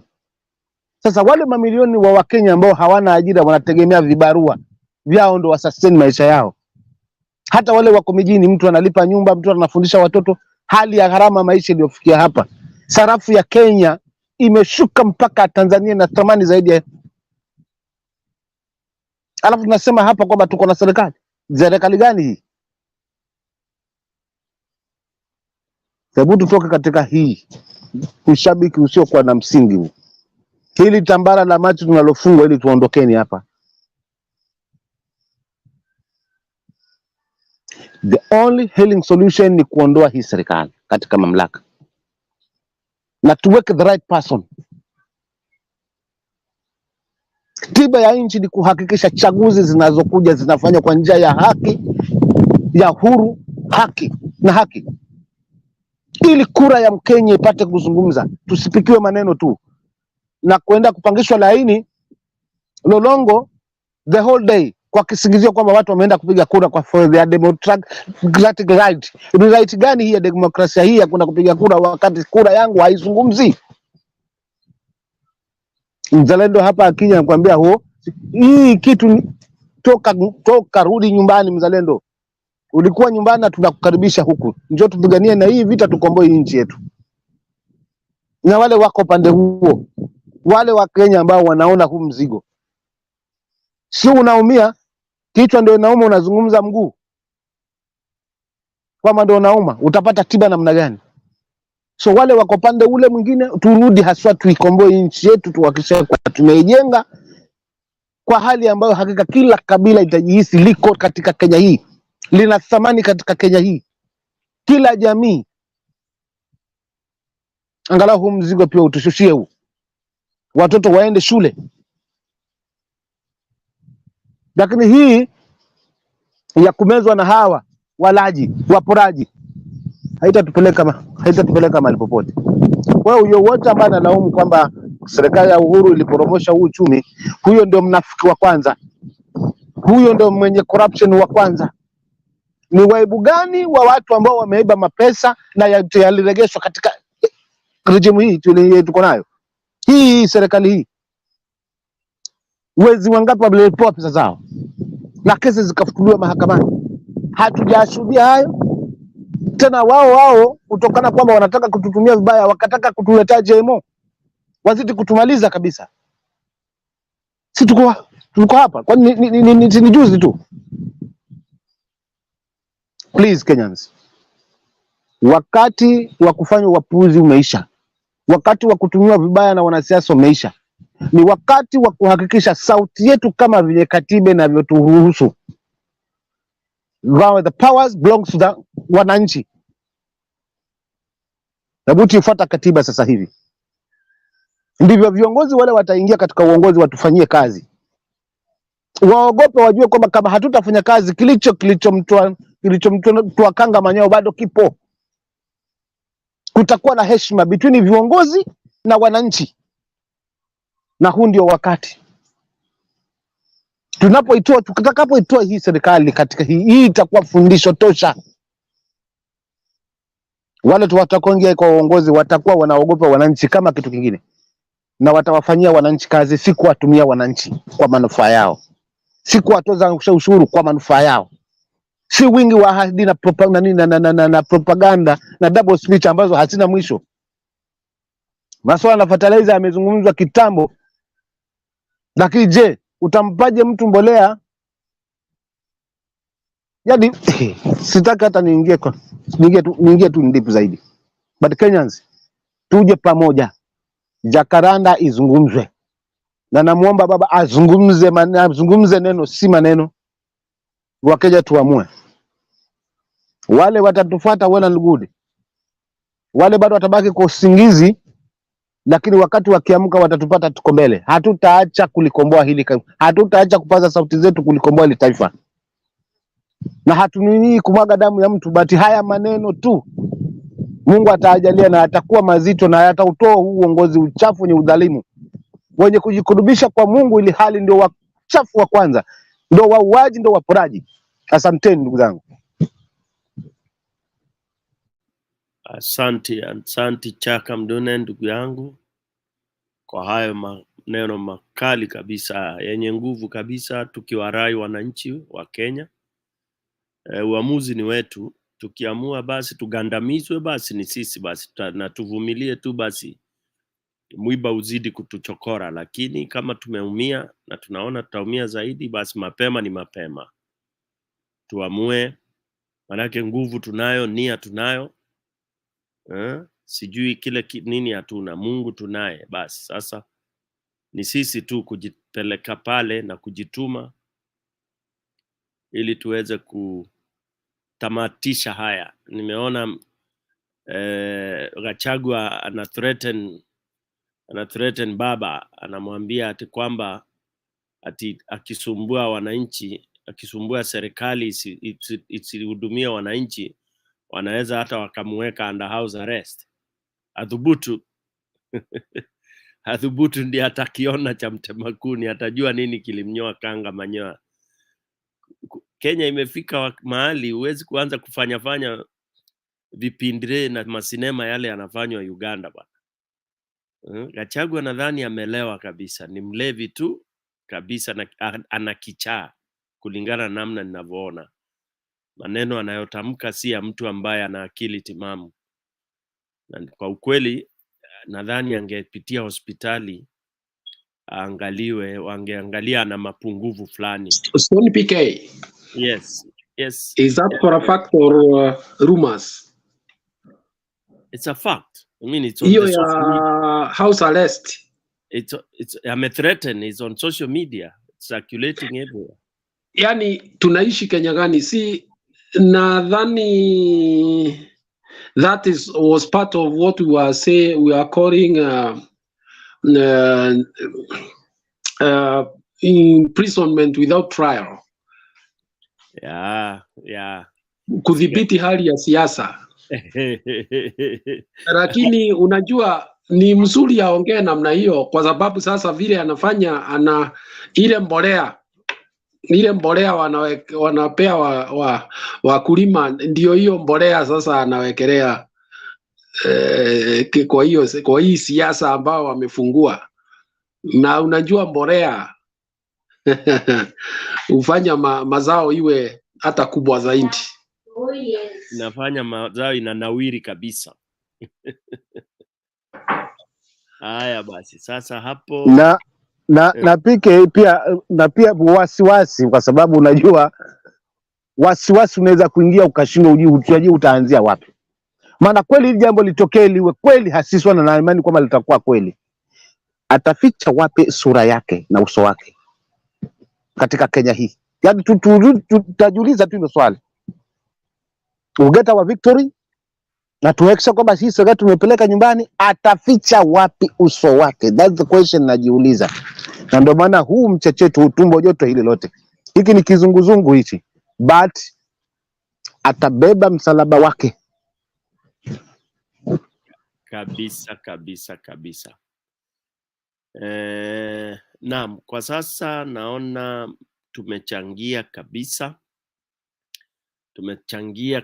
vizuri. Ningesema sasa labda nipewe maoni tofauti, ningefanya tutoe maoni yetu ya mwisho kutamasisha mazungumzo ya leo, ili tuweze tukapumzika, kisha tusubiri tena kufungua studio baada ya masaa kidogo. Manake wakati huu tunazungumza masaa mengi, tunajaribu kusukuma, tunajaribu kuenda ndio watu wapate wananchi wengi na tuweze kuwarai, ndio waweze kutokelezea namna inavyotakikana, ili tuende tukakate kauli. Sasa kwa sasa ningeuliza tuanze na Geoffrey, useme yako, alafu tuende kwa Guru, kisha tufunge na kipenga cha mwisho. I think sitakuwa na mengi ya kusema, because mengi yashasema. But just to add something on what you guys have said. You know, when we compare this government, for only 3 months, washachukua 1 trillion. Nakumbuka ni ando watu walikuwa wanafanya demonize Uhuru wakati alikuwa anachukua deni. Hawa akasema kiingia hakuna deni watachukua, but only in 3 months washachukua 1 trillion. Haya, There's something I read on an article wakisema kuwa they're planning to take 3.6 trillion in their first term. In fact, wamechukua 1 trillion, but I don't see anything ambao wamefanya nayo. This government, we cannot compare it with the government ya Uhuru hata kidogo. There's nowhere we can compare them all. Look at what Nani alikuwa anasema, Mzalendo alikuwa anasema kuwa Uhuru alitufail. It's true. Kuna some issues ambazo Uhuru alitufail. Issue kama hii ya kudeport Miguna, hata kama Miguna alikosa. I don't see the reason why alikataa kumrudisha hiyo time handshake. Kuna vitu vingi ambazo Uhuru alifanya ambazo zilikuwa sawa, but we cannot compare this government with the government of Muizi huyu ambayo tunafaa tumtoe. What I can just say, I think let's just move on. Not moving on at tuna agree na this government, no, but moving on to take this government out, to take it out and take our victory back. See what tunakubaliana na mambo yako, because the government has nothing to offer. Mwananchi wa chini, gharama maisha imekuwa juu, kila kitu imekuwa juu, watu wanalala njaa, mpaka sasa kuna watu ambao hawajaenda shuleni. Why? Because the economy imekuwa imeharibiwa and people are not moving forward.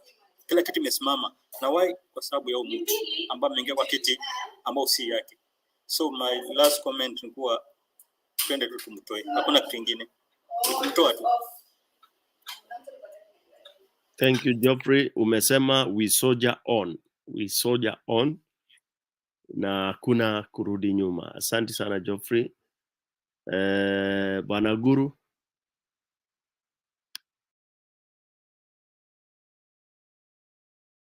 Chaka.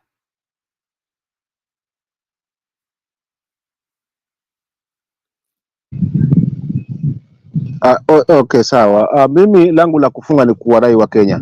Kwanza tuondoe uoga na tuhakikishe tunashikana kwa pamoja, kwa sababu umoja ni nguvu siku zote na utengano ni dhaifu. Na wale wameungana kwa jambo moja, basi pia Mungu uangazia hiyo njia. So Wakenya wote, kabila zote ambazo tuko katika hili taifa letu, tunalizungumzia taifa letu hapa. Hatulizungumzii zaidi ya kingine, zaidi ya taifa letu hapa. Hivyo itamata kwamba tuje pamoja na tuhakikishe kwamba hii serikali hii tumeipeleka nyumbani, na wale tutawapata wako na makosa, wako na pesa zetu, basi ziregeshwe ili kusudi watoto wetu wapate kusoma bure. Wazee wetu wale ambao walikuwa wameshapoteza matumaini waweze kupata tena pesa zao za uzeeni. Vijana wetu ambao walikuwa wameweza kunyang'anywa hizo pesa zao za vijana,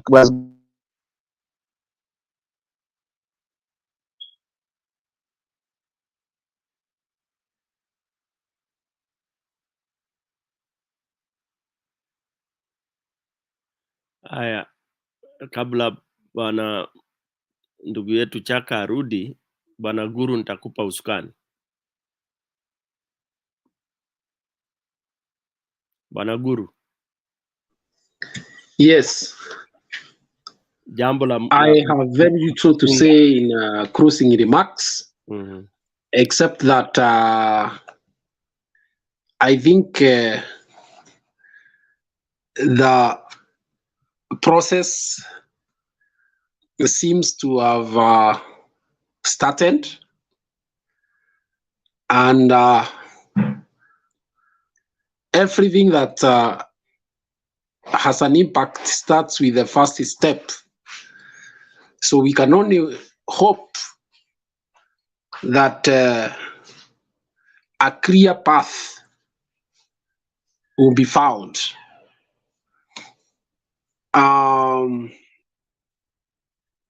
Because in politics, there is what we call, there are 3 stages. There is the thesis, there is the synthesis and antithesis. Thesis, synthesis, anti-synthesis. So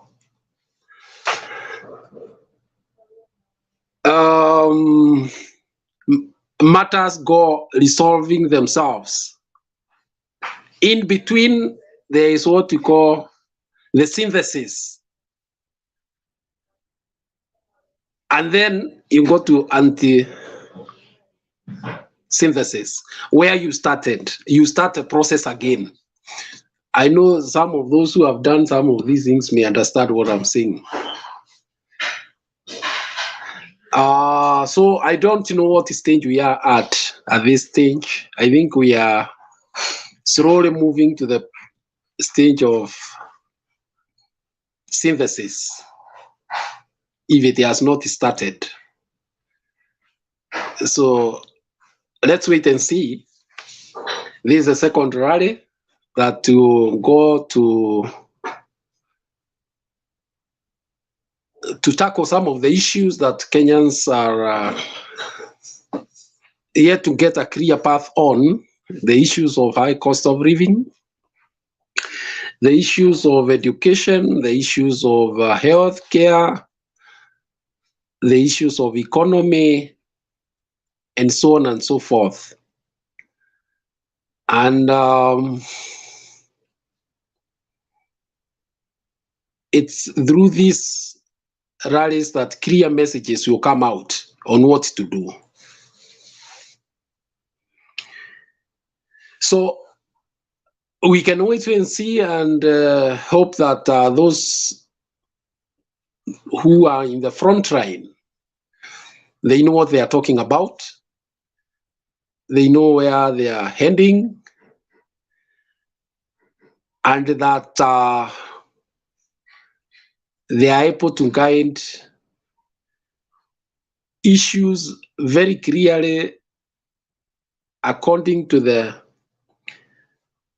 Constitution that bestows the sovereignty on the Kenyan people, in the hands of the Kenyan people. Wacha nisimamie hapo sasa.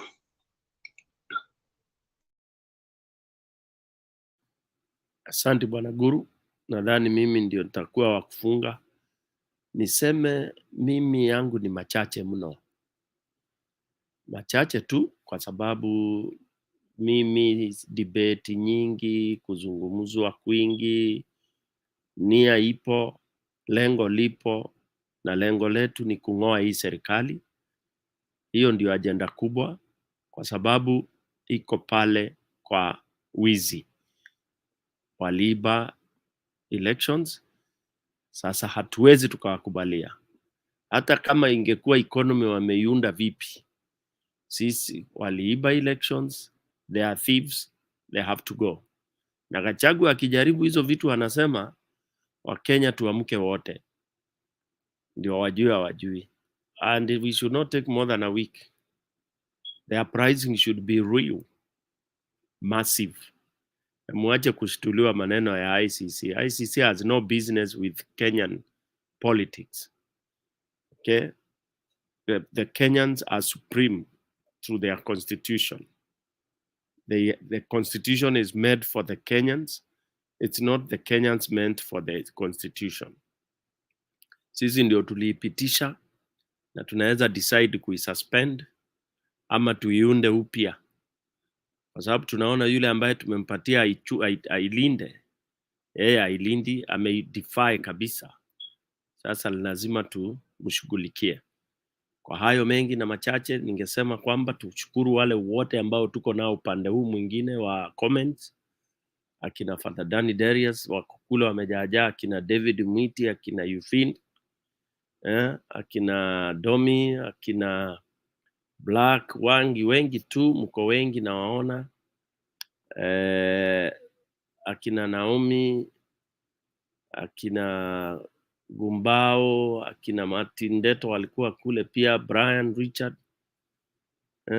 Wengi tu ambao mmekuwa mkijadiliana na sisi kwa masaa hayo yote. We really are very thankful. Fortune, God's favorite, tunakuona. Wengi kabisa tu ambao wameshika pale. Anita Robo, umeona. Wengi tu, ambapo Caroline Atieno, Aneri, King Valentine Gili Jr. Wow, Esther Kabiru, asante sana kwa kushikilia Gitongo tunakuona. Mko wengi tu, kina Sami, Domi, ya, na wale wengine wote ambao sitaweza kuwataja wakati huu. Mjue tunawashukuru, tunawapenda, na tuzidi tu kuwa hapa kwenye ukumbi huu wa Mutembei TV. Tunasema tu kama vile Father Darius anasema, bora tu huje na ubongo ambao unafanya kazi. Usituletee ubongo ambao ufanyi kazi. Ulete ubongo ambao unafanya kazi ili uweze kuchambua mambo, na kabla